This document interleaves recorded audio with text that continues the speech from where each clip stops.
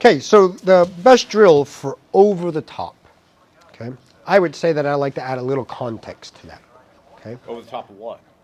There you go, right? Again, when people kind of talk about that, I think it's when they see the hands a little too in at 3, Yep. 4, 5.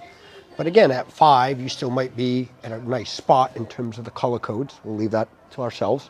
And where the relationship would be of the lead arm swinging across to the butt of the club to the trail humerus bone. Yep. Okay, you could still be in a great spot, but still be a little over the top, which I would say that people shouldn't concern themselves too much about the over the top piece. Right. I would just say it would be more about the relationship of where things are in time and space. Agreed. I just had this lesson the other day.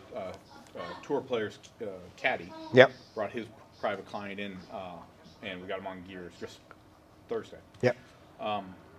So go ahead and set up there to the ball. What I would just take it at P3. So the checkpoints would be at P3 when the lead arm is parallel. Is this lead arm on the target line, in 20 degrees, in 40 degrees, or even out 20 degrees? So Yep. just break them up by 20. So, and then at P5 is go to 4, then come back to 5. Where is that relationship?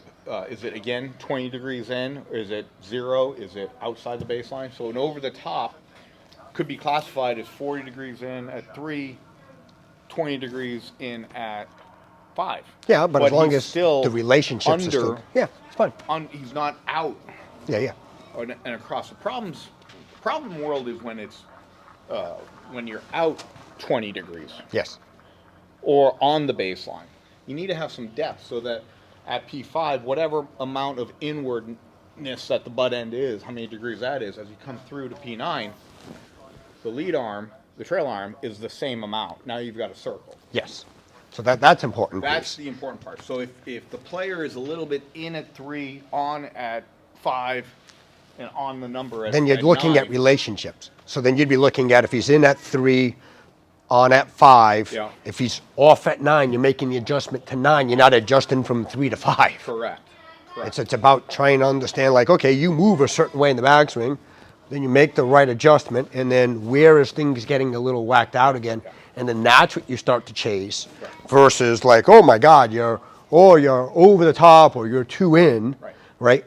And then the relationships or the geometry is way off, so then you're going to fix more of the geometry than anything else. Correct. Okay? Correct. So knowing where the destination is, it leads the charge. So making sure that the player is in the right amount at P9 Yes. To match. to match. 5. Now, if he's out at 5 and he's in at 9, we're going to put Yeah. an item here. Go ahead and start. And then the base of the plane is going to be shifted more Correct. across the ball. Now you're looking at the horizontal swing plane being too far in. So now we'll hold a stick here on the trail side. Come on through. Beautiful. And then for the player who's swinging out excessively, who's maybe in too much at P5, I'll put the stick on the front side to make sure that he doesn't hit it so that he can finish the front side of the arc properly. Now for the players who are really bad, or really not bad, I shouldn't say that, but I'm trying to Need both. need both. Go ahead and set up to make sure that the person can have the geometry on both sides of the plane here. Yep.